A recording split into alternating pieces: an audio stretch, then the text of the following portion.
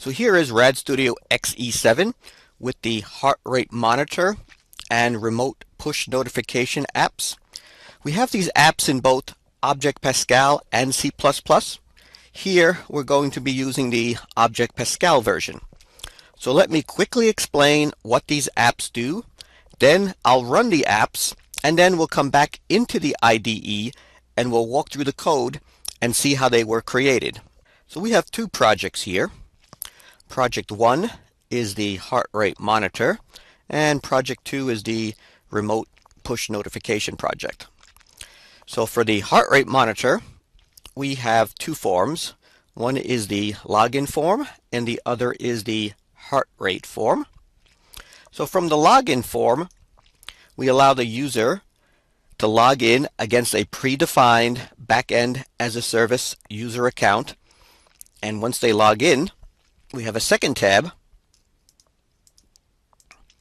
that will let them set their threshold based on what their doctor or their personal trainer recommends it should be. And if your heart rate exceeds that threshold, then a push notification is going to be sent to this other remote push notification app, so your medical and or your training professional knows the name of the user and their current heart rate. On the login form for the backend as a service provider, for our user authentication and to store our heart rate data, we're using a Kinvi provider component, a backend storage component, and a backend users component. After logging in and setting the heart rate threshold, we then display the heart rate form to show our heart rate beats per minute. Now on the heart rate form, we're using our Bluetooth LE component to get our heart rate from the heart rate monitor. For the backend as a service, we have our Kinvi provider, a backend query component, a backend storage component. Now we also have a REST response dataset adapter component, and we see it's bound to a FireDAC memory table, an FDMem table component as our dataset, and this gets the response JSON from the backend query component. And we have a backend push component with a push endpoint called MyMessage that lets us use business logic in the cloud to send push notifications to the other separate administration app if we get a heart rate above the threshold. On another tab that we call the History tab, we added a chart. And here we're using the T-chart component to graphically display the heart rate recorded data. And lastly, on the Settings tab, we display the Bluetooth heart rate monitor information.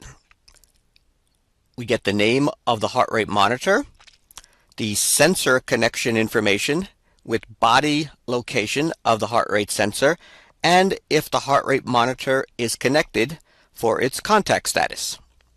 The second project that we call Remote Push, this is our heart rate cloud administrator application. It has just one form, and it's designed for the medical professional or the health club trainer. So this is the app that's going to receive the push notifications for the users that have heart rates above the threshold that we set on the heart rate application. So it has two components. It has the same Kinvi provider component with the same settings that we set on the heart rate monitor app, and we also added a push events component, and it has the same push event property called MyMessage that we defined inside our Kinvi backend as a service backend. Let's now deploy and run these apps and see what they do.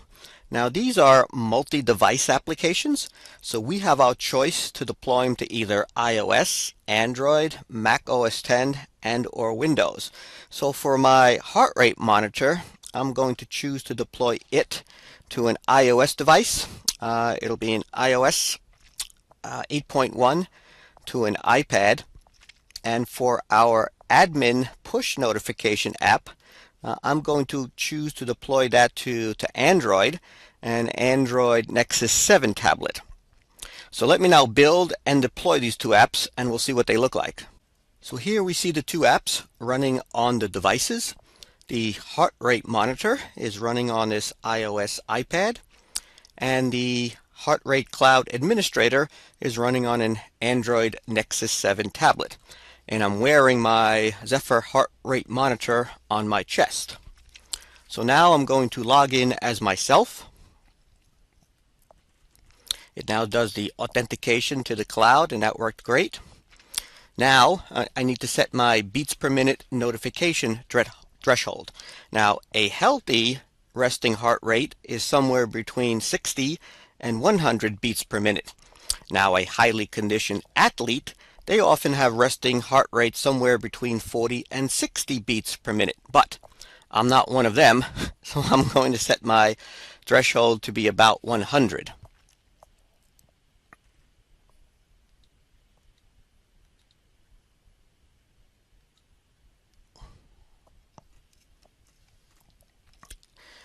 So now I can push the scan button, and now it waits about 4 seconds looking for all the Bluetooth LE devices, and once it finds my heart rate monitor, it will connect to it, and then we should start receiving data from it, and we should see my heartbeat beats per minute. So right now I'm at a nice comfortable 99. So let me stand up and do some running in place to try to get it past 100. And we did. So now it's past 100. So it immediately sent the push notifications to the Heart Rate Cloud Administrator app, letting either my medical folks and or my personal trainer in my gym know that my heart rate is higher than it should be, so they can now take the necessary corrective actions. And on the heart rate monitor, we have separate tabs on the bottom, one for history. So if I look at the history tab, it's going to display my historical beats per minute on a graph. So we see that.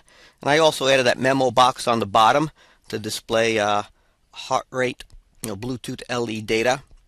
So you can see all the UUIDs for the heart rate measurement, body sensor location. So all of the descriptors and all of the characteristics are displayed on that memo box. And the last tab, the settings, here's where we can get information on the heart rate monitor.